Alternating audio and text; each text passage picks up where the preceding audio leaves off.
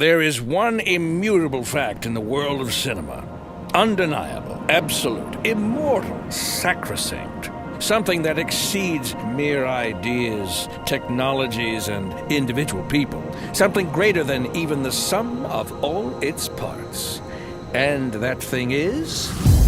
You've always got to make a quick buck with a shameless sequel. That's what calls us here today. Our last film, Dexter Storm, was the surprise hit of 1959. But if we're going to release a sequel, we'll need to pick that upgrade. Sure, we can spend some extra money and influence points to speed up the process, but it's still going to take some time. Time enough to get everything nice and ready. In the original film, the dashing cowboy Dexter Storm rescues a helpless maiden from the clutches of Slumpy Chuck and his gang. Of course, shooting a dozen villains in the process, but that's not enough. This time, we need truly breathtaking battles with hundreds of extras, horses, stunts. We're talking huge sets.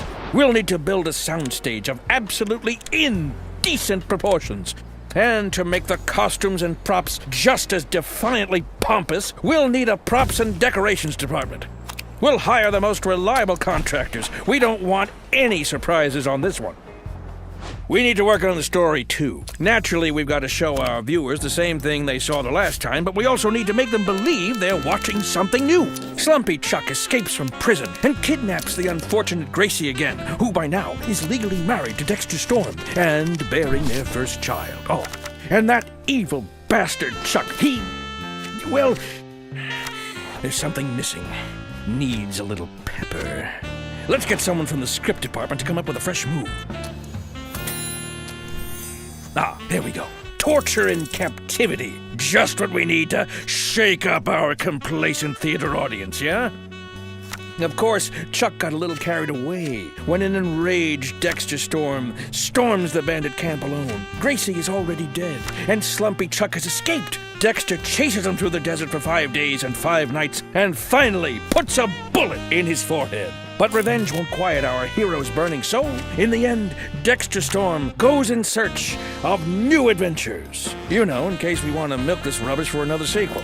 Unfortunately, we won't be getting great marks on continuity. After the first film, our golden boy, Andy Goldbeck, started starring in the cheap westerns our competitors churn out. Then one day, he went on the set so boozed up he was practically sleepwalking, fell off a horse, and broke his neck.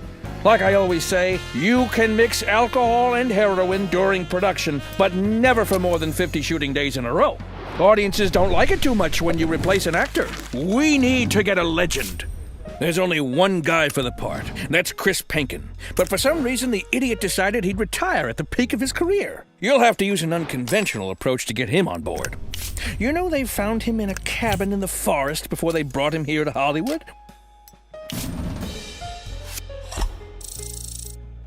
Well, let's give him a little trip down memory lane. Sometimes you can't beat a little torture in captivity. Life imitates art, they say. Anyway, Penkin's happy to sign the contract, and the ribs will mend in 5 to 6 weeks, just when we're wrapping pre-production. Not everybody is thrilled working with Penkin. He can be a little wild and hot-tempered. Our director has already had 2 heart attacks. He doesn't think he'll survive a third. We've put him in a beautiful villa, made him more willing to take the risk. We used the same actors for the other roles. We're filming nearly everything inside our giant soundstage. What could go wrong? Penkin, that arrogant baboon, went to a restaurant for the first time in years and got so angry when the waiter spilled some wine that he made the boy lick it off the floor. The press will be hammering that drum when it's time for the film's release. The situation on the set isn't any better. Penkin has been all over the director from day one, whining about the script. That Neanderthal can hardly read, but he can say he's never seen such wooden dialogue in his life. We did our best, but the director's heart couldn't take the abuse. We had to find a replacement pronto. Filming keeps dragging on, but they're spending money at breakneck speed. Penkin is on everyone's last nerve. He's always late on set, takes any criticism like an insult, and throws tantrums out of the blue. A couple of weeks of this, and the new director is already careening for the madhouse. He made quite an extravagant gesture, shot a horse dead right in front of Penkin, just to show him who was in charge. Penkin says he can't stop thinking about it. He can't concentrate on his part, so filming is moving even more slowly. To get the film out this year, we're moving to 14-hour days and 7-day weeks, scrapping some scenes and shooting almost everything in one take. Doesn't matter how bad it is. The crew has been on edge for a long time, so to help smooth things over, we're increasing the level of landscaping. That'll make the studio more beautiful and more comfortable. The return of Dexter Storm has barely wrapped, and the results are already depressing. The film's artistic appeal is in the toilet. It doesn't take a focus group to tell you when you've made an exemplary piece of shit. But has any of that ever stopped one shameless sequel from cashing in at the box office? Not even one. We picked Thanksgiving weekend for the premiere, just like most of our competitors. But we have friends who can help us clear the calendar, yeah? We'll have the police spend the next few weeks raiding every other studio in town. That'll make it hard to finish their movies on time. And it wouldn't hurt to buy up all the prime advertising space in the country for the next few weeks, but even that won't be enough. There's one organization that can promote our film through its own channels. They seem like good boys, and they have a nice leader. A bad person wouldn't go around calling himself an imperial wizard, would he? No. Aside from that, we just need a handful of cash to cover up that scandal with Pinkin at the restaurant, and we are ready for release. The critics see right through it, but the audience loves it.